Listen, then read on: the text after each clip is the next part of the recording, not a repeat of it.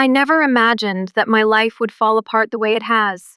Yet here I am, standing amid the ruins of everything I believed to be true. What's the worst? It's not even a startling betrayal by an unknown individual. No, my own family was responsible for this. As a child, I was always aware that something was wrong. My parents appeared to always have time for my sister, but not for me, and I could sense it in the way they looked at her, and the way their voices become softer when they spoke to her. The symptoms were all there, so I suppose I should have anticipated it. But as a child, you don't want to think that your own parents might love someone else more than you. You tell yourself that you're dreaming, and that all you have to do to win their love is to put in more effort, improve, and do more. Allison, my sister, was always the star of the family. Beautiful, bubbly, and blonde. The kind of girl who, within 5 seconds of entering a room, could have everyone eating out of her hand. In the meanwhile, I was Emily. Too serious, quiet, dark hair. I was the moody and difficult one. Allison, on the other hand, received recognition for the tiniest things. Whoa, Allison, you received a B+. You're quite intelligent. All I would receive if I brought home a perfect score would be a distracted. That's nice. To them, at least, Allison was flawless. She had a ton of friends, dated the football team's captain, and cheered in high school. My mom and my dad would laugh and engage in the fun as she brought them over to the house, ordered pizza, and allowed them play loud music in the living room. I would pretend that it didn't upset me while I sat in my room and listened through the wall. However, it did. It did, truly, really. Rebecca, my mother, was the worst. She was one of those women who seemed to believe that she was popular by association, since she had a popular daughter. My mom was there for Allison whenever she needed anything. An impromptu prom dress? Completed. After a bad dye job, are you taking her across town to have her hair fixed? Naturally. However, I would receive a sigh, an annoyed expression, and a flimsy justification about being busy if I asked for anything, like a transport to a friend's house or assistance with my homework. Not much better was my dad, Michael. Unless I did anything wrong, he would hardly notice me as he sat in his chair, half watching whatever game was on TV. He would attend Allison's school functions, snap photos of her, and write about her on Facebook, saying things like, "Emily, calm down," or "Emily, stop bothering your sister." If he even recalled that I was in the school play, I was lucky. By the time we reached our 30s, my position in the family hierarchy became painfully obvious. My parents virtually staged a parade for Allison when she left for a prestigious out-of-state institution. In order to pay for what my parents couldn't, I worked part-time while attending a nearby institution. My graduation? A couple of uncomfortable photos taken in the parking lot, and a fast dinner at a chain restaurant. The graduation of Allison? A lavishly catered celebration, complete with gifts, balloons, and everything else. I made an effort to ignore it. It didn't matter, I told myself. I now had a stable set of pals, a wonderful career, and my own apartment. I was self-sufficient. They weren't necessary for me. The truth is that, despite your best efforts to convince yourself that you are past it, the part of you that still yearns for your parents' approval never truly goes away. Then the last nail in the coffin arrived last summer. Allison's announcement of her engagement was the catalyst. It was, of course, to Andrew, the ideal man my parents would practically adopt right away. He hailed from a good family, whatever that implies, was successful, and was charming. My parents started preparing the wedding right away, looking for a venue, buying dresses, and sampling cakes. Allison texted me once and said, "Hey, you'll be a bridesmaid, right?" That was it. No real dialogue, only a presumption. Although I wasn't very excited about it, I said yes. But despite everything, I still wanted to be included since she was my sister. Isn't that stupid? When my mother began phoning me to discuss Allison's wedding, rather than to see how I was doing, or to check on me, things became worse. Which dress would I don?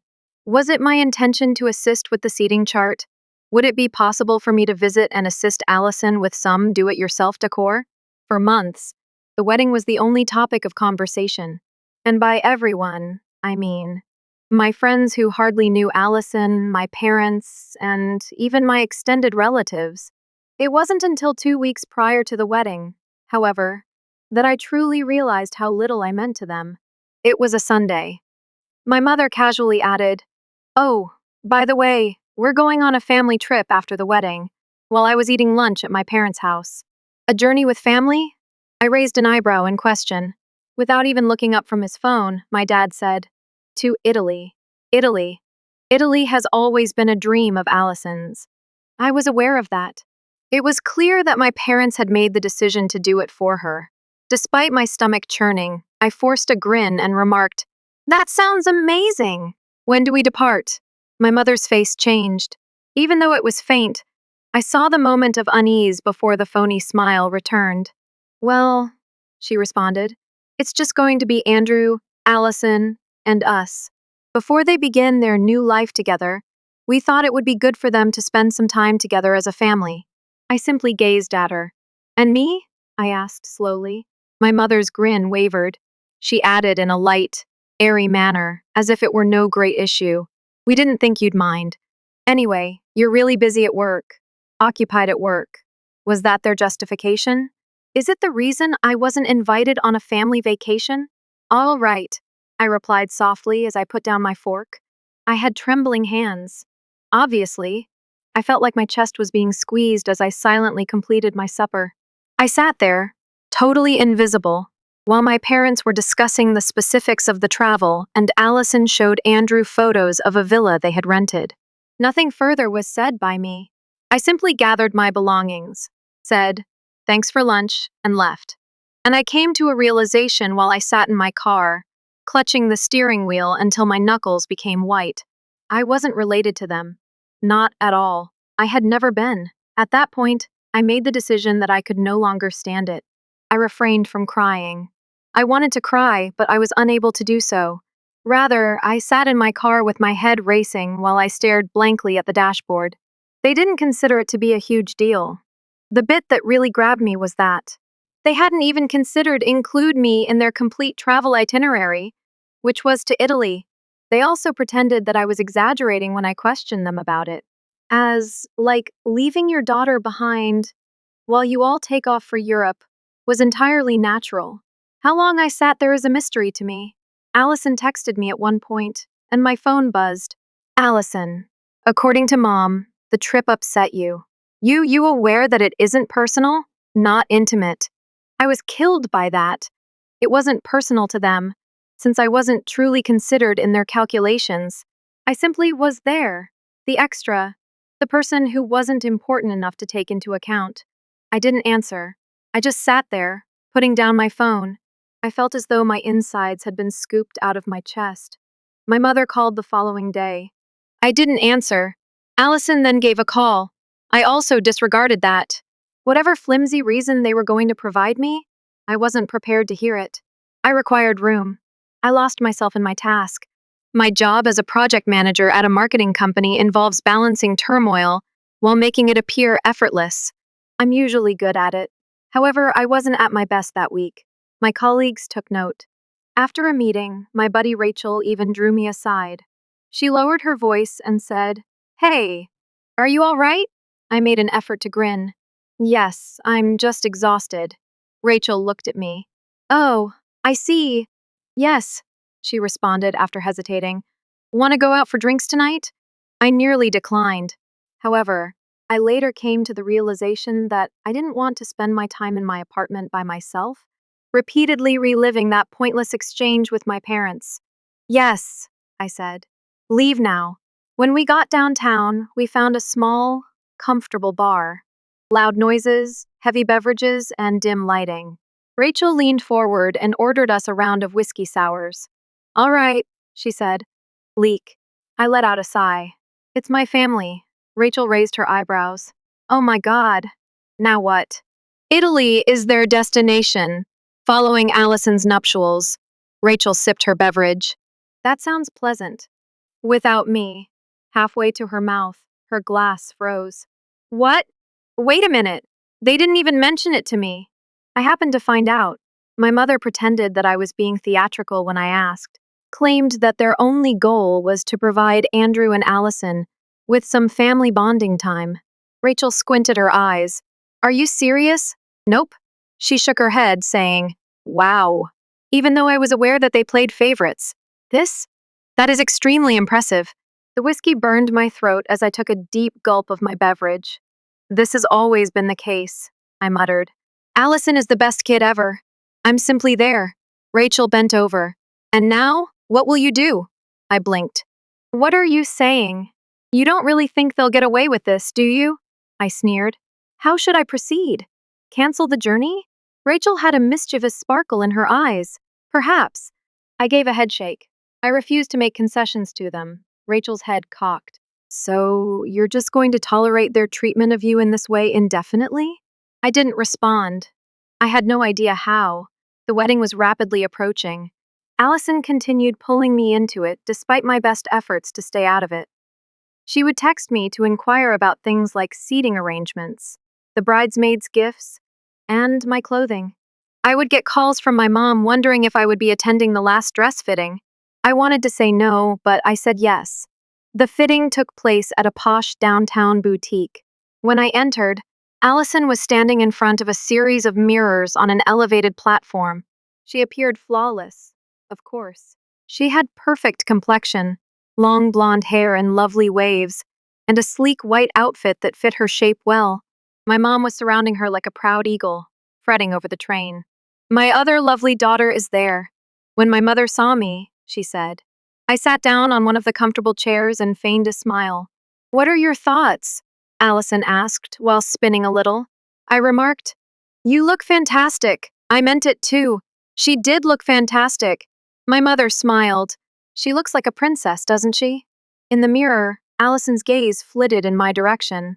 She remarked, We still have to figure out your dress, I said.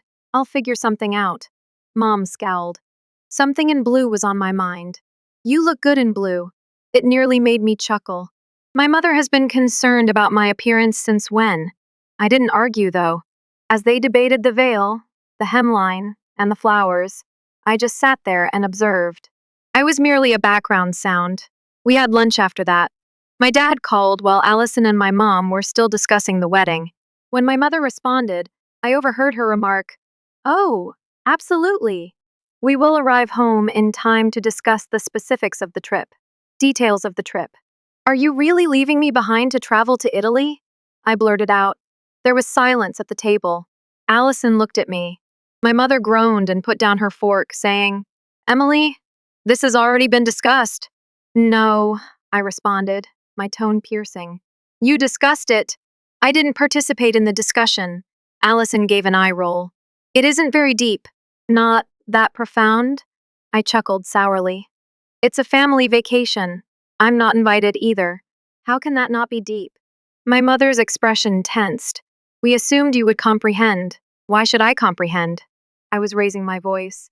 The other tables were beginning to turn heads. I didn't give a damn.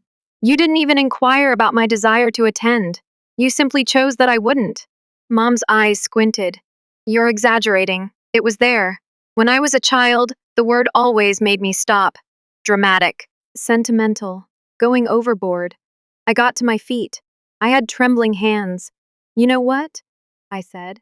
Ignore it. Have fun on your ideal family vacation. I picked up my handbag and left. I continued even after my mother called for me to stop. I slammed the door of my car and sat there, trembling. I had a racing heart. To let them know what they had done to me, I wanted to yell and punch something. However, I didn't. I was breathing heavily as I sat there. After that, I grabbed my phone and dialed Rachel. Hey, she said. I've made a decision, I stated in a firm voice. Oh, I will no longer tolerate their treatment of me in this manner. Rachel's voice became more cheerful. At last, I grinned. Indeed, at last. It was 2 days before I heard from them. Not even a text or a call. I wasn't shocked because my mother wasn't the kind to apologize, especially when she believed she was correct. It still hurt, though. Rachel continued to check in. Even though I made an effort to appear fine, she knew I was spiraling since she knew me well enough. When she called that night, she remarked, You ought to join us tonight. Expel some of your tension. I responded. I'm not really feeling it, as I lay on my couch and gazed up at the ceiling. Emily, Rachel said sharply, you must stop giving them the advantage. They want you to do just that, sit at home and feel like a complete mess. I let out a sigh. Indeed, perhaps, perhaps not. Put on your clothes. I will come get you at 7 o'clock. At 7:15, I arrived at Rachel's house. When she saw me, she smiled and handed me a vodka cranberry, saying, there she is. The music blaring through the floor of the pub was loud. Rachel's pals had already arrived, dancing and laughing. I watched Rachel flirt with a man wearing a leather jacket while I sipped my drink at the edge of the group. I had no idea why I had arrived. The entire Italy affair was still making my mind spin. Perhaps all I needed was a place where I wouldn't have to think about it. The issue was that I couldn't stop thinking about it. After an hour or so, Rachel slid up next to me and said, are you okay? I'm not sure, I said. It was quieter toward the edge of the dance floor, so Rachel drew me over there. So, what's the plan? She asked. I scowled. What strategy? Rachel's eyes flashed as she replied, you said you weren't going to let them treat you like this anymore. What's the move then? I gave myself a forehead rub. I'm not sure, Rachel. How should I proceed? Reprimand them? Arrive at the airport and insist for a ticket? A gentle smile curved Rachel's lips. Yeah, actually, I looked at her. You're not serious. Why not? Rachel leaned closer. Really? Why don't you go? Because I'm not welcome there. That's right, Rachel said. That's why you ought to go. Force them to acknowledge that they have been treating you like trash. I gave a headshake. It's not that easy. Emily. Rachel's tone grew softer. They've made you feel like you don't belong your entire life. You do belong, though. Perhaps you should remind them of it now. I didn't respond. I was unable to, because I knew in my heart that she was correct. Rachel took my hand after finishing her glass. Come on, let's dance. Later, you can plan your spectacular Italian entry. Though my thoughts was racing, I allowed her to drag me onto the dance floor. My mother called 2 days later. I didn't answer. Allison then gave a call. Andrew too. Next, my father. All of them went to voicemail. At last, Allison's SMS message appeared. Allison, your continued anger has disturbed Mom. Could you just give her a call? After a lengthy moment of staring, I typed back. Me, very busy. Apologies. In reality, I wasn't busy. I was scrolling through vacation websites while seated on the couch. I could still hear Rachel's voice. Why don't you go? The notion began to make more sense the more I considered it. Why should I not go? Wasn't it a family vacation? I would have to be told directly if I wasn't invited. Allow them to wriggle. I launched the airline's website on my laptop. An airplane to Rome. Straightforward. Departing 2 days following Allison's nuptials. Heart racing, I gazed at the screen. I then made the reservation. I shook my hands as I pressed the confirm purchase button. 5 minutes later, Rachel called. Have you done it? I succeeded. Rachel gave a loud cheer. Yes, absolutely. We are now conversing. What if they go crazy? I said. Rachel gave a snort. All right, permit them. The wedding day came sooner than I thought it would. Of course, Allison looked perfect. Her golden hair was in beautiful curls in a lace gown. As my mother was adjusting Allison's veil, she was virtually brimming with pride. I truly meant it when I remarked, You look beautiful. Allison's gaze grew softer. Thank you. The event went well. When Allison walked down the aisle, Andrew started crying. With a 5-tier cake, a live band, and crystal chandeliers, the reception was extravagant. In an attempt to avoid feeling alienated at my own sister's wedding, I stayed on the periphery and drank champagne. I ended up in the pub at around 10. With a glass of white wine in her hand, Rachel slid up beside me. Are you okay? She inquired. Hardly, I whispered. Rachel had glistening eyes. Are they aware? Nope. Damn, smiled Rachel. This will be incredible. An hour later, Allison arrived. She was shining, the wedding glow, and her cheeks were flushed. She gave me a firm hug. She said, I'm so happy you came. It would have been strange if I hadn't, I answered. Allison chuckled. All right, fair. She chewed her lip in hesitation. Look, I understand that the trip is upsetting you. I understand. But don't worry, it's not personal. I gave a stiff smile. Yes. Allison returned the smile. All right, I'll get you something lovely from Rome, I replied. Oh, you don't have to. She looked at me bewildered. Why not? I put down the glass after finishing my drink. Because I will be present. Her grin stopped. What? I reserved a flight, I remarked nonchalantly. I assumed it was a family vacation. Shouldn't I be there? Allison's mouth moved back and forth. However, Mom said.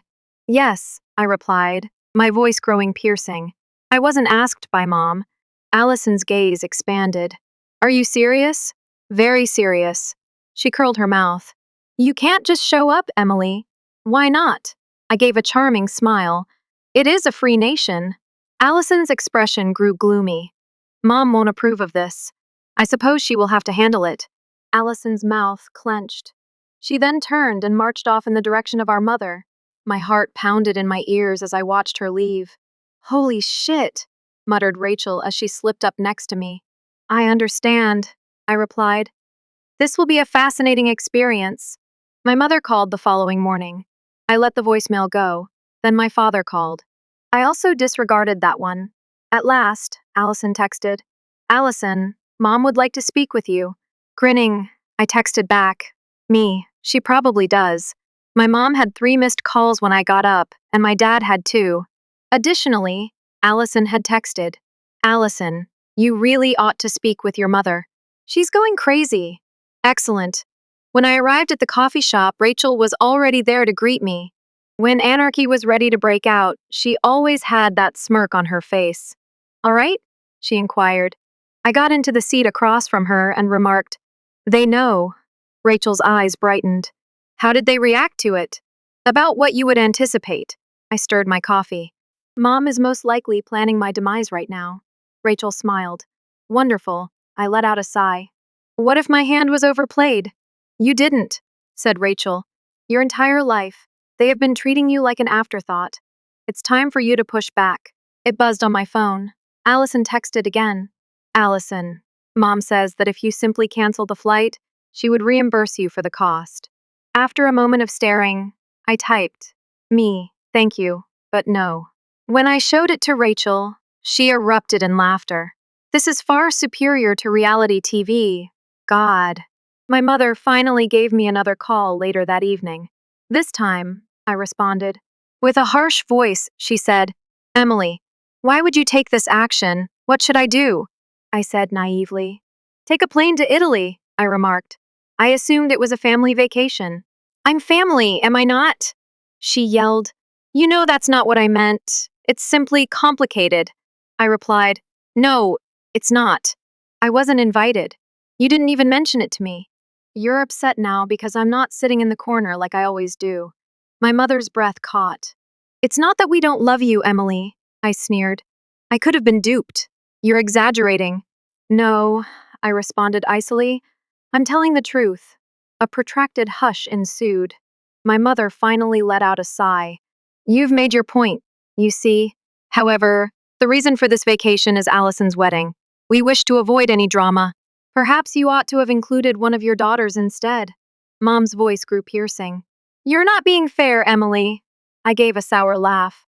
Am I being unfair? One more pause. My mother said, Just think about it, at last. We'll discuss this further tomorrow. I answered, Sure, and hung up. Rachel arrived the following day with a bag of takeout and a bottle of wine. How awful was it? She inquired. Unfortunately, I responded, having already opened the wine. Rachel collapsed on the sofa. Are you still going? Obviously, I said. They will simply have to cope with it. Rachel smiled. I am eager to learn more about the meltdown. I sipped my wine. Oh, you'll learn more. The flight day came sooner than I had anticipated. After checking my suitcase and arriving early at the airport, I sat at the gate and browsed through my phone. Then I caught sight of them. My dad, Mom, and Allison, with Andrew following like a lost puppy. When my mother first saw me, her mouth tensed. Emily, she said as she approached. Mom, I said calmly. You actually made a travel reservation? She spoke softly, as if she didn't want to cause a stir. I stood up and answered, "Sure did.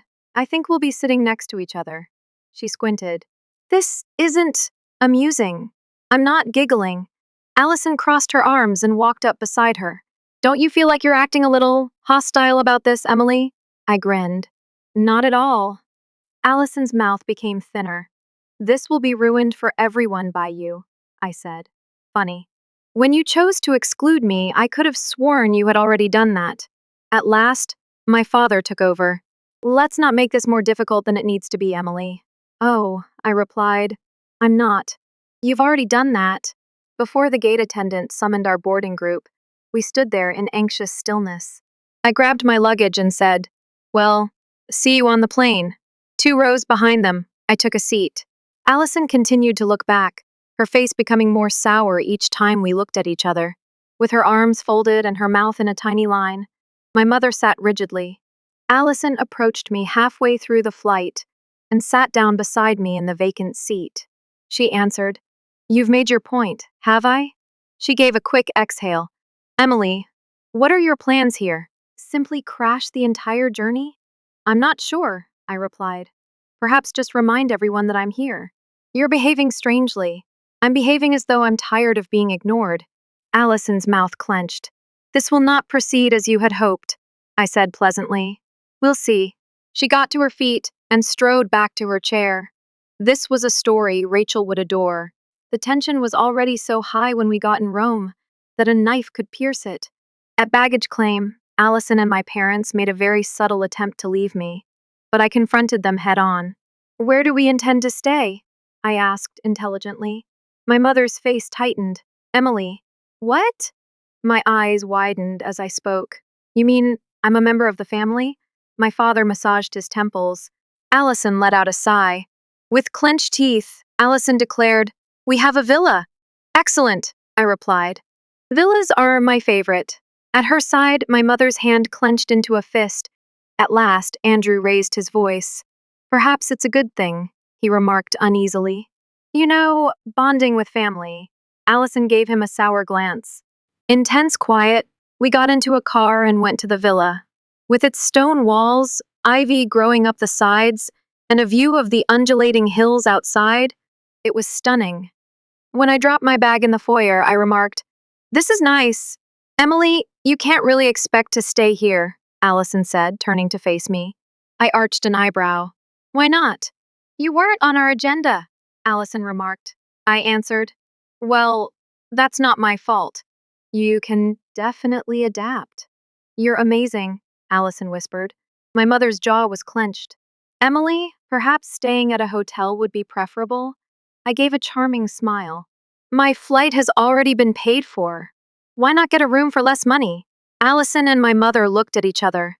It seemed as though my dad wanted to vanish into the floor. I declared, "I'm staying." "Unless security is what you want to call?" Nobody spoke. At last, Allison turned to face the stairs with a sigh. "Anything," she murmured. "Don't ruin this for me, please," I replied. "I wouldn't dream of it." With my heart racing, I hauled my bag up the steps. I kept hearing Rachel's voice. Make them confront it. Well, now they had to deal with it. And this was just the start. I heard quiet conversations outside my room when I woke up the following morning. Allison snarled, "Mom, Emily can't stay here." "It's absurd," my mother murmured back. "She's already here. What are you expecting me to do? Get rid of her?" "Indeed," Allison yelled. I grinned to myself. Allison was losing her temper more quickly than I had anticipated. Before going downstairs, I got up, stretched, and put on a sweater. Coffee mugs in hand, Allison and my mother sat at the kitchen table. Pretending not to sense the tension in the room, my dad was reading the newspaper. "Good morning," I said with a smile as I poured myself a cup of coffee. Allison gave me a scowl. Mom let out a sigh. "Emily," my mother continued cautiously, "we were just discussing.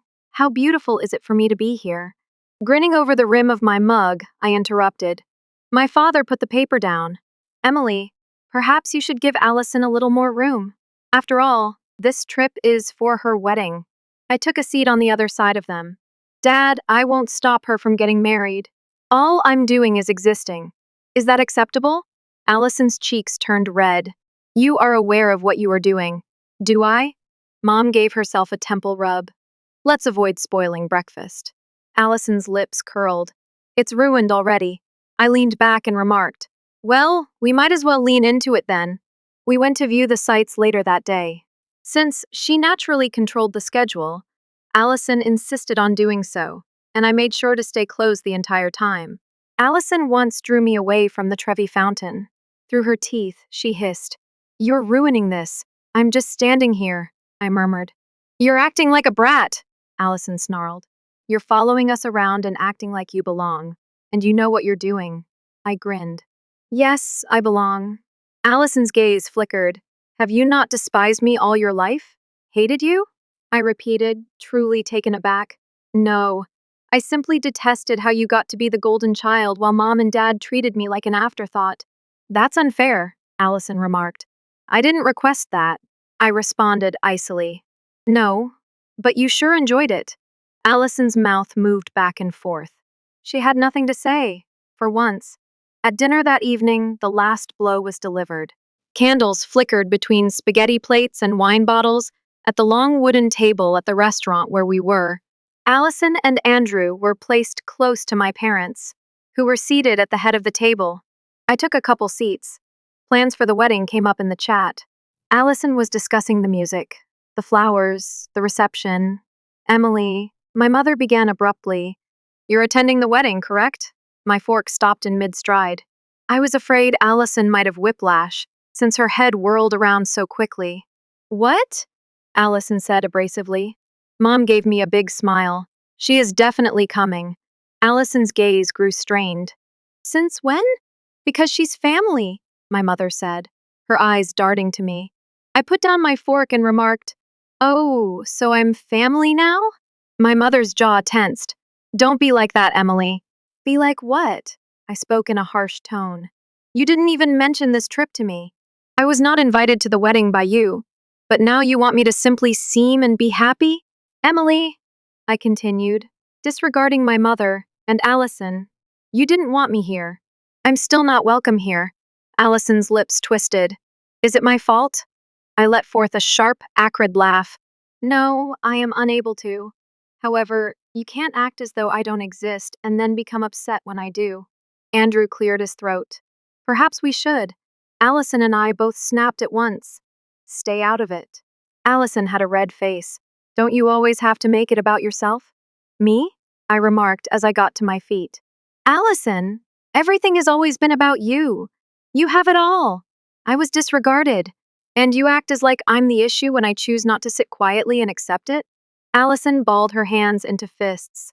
"Perhaps you ought to have put in more effort. Made a greater effort?" I let out a loud laugh. "Yes, perhaps I ought to have. Or perhaps Mom and Dad ought to have realized they had two daughters rather than just one." My mother's eyes grew wide. "Emily," I heaved my chest and said, "No, this is not what we're doing. Do you wish to continue acting as though I'm the error and Allison is the ideal daughter? All right. However, don't count on me to continue complying." I pivoted and bounded from the eatery. That night, Rachel called. "How are things going?" she asked, sounding amused already. "Oh, I said, bonding with family. Rachel chuckled. "Did you blow it up, really?" "More akin to lighting a match and leaving." "You pose a threat." "I understand," I replied.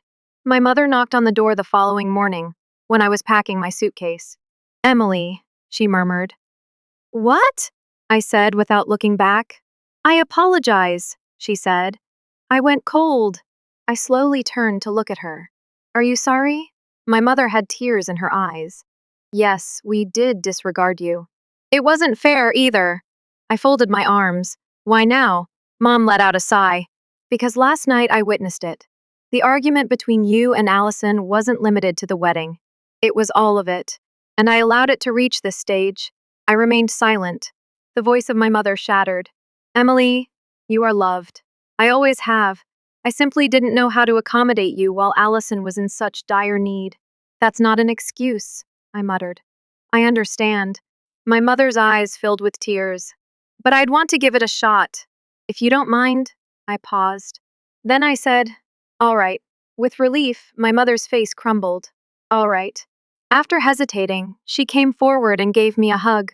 I just stood there rigidly for a time. After that, I allowed myself to unwind. It wasn't flawless. However, it was a beginning. Downstairs, Allison was waiting. Her face was stiff and her arms crossed. "All right," I said. She said, "Well, what?" I answered. "Did you receive what you desired?" I gave a small smile. "No." However, I could have gotten what I needed. Allison's gaze grew strained. "Are you still attending the wedding?" "Yes." She let out a deep sigh. "Excellent," I responded, sweeping past her and heading for the door. "We'll make it." "Emily," Allison called after me. I stopped. Allison's expression grew softer. "Please, try not to make myself look foolish," I muttered over my shoulder. "No promises." We made it through the remainder of the trip. Seldom. However, I became aware that something had changed when I stood behind Allison at her wedding a month later. My parents gave me a sincere hug. At one point throughout the ceremony, Allison even gave me a smile. And I felt like I belonged for the first time in my life. We might not have been fixed. However, we were making progress. And it was sufficient.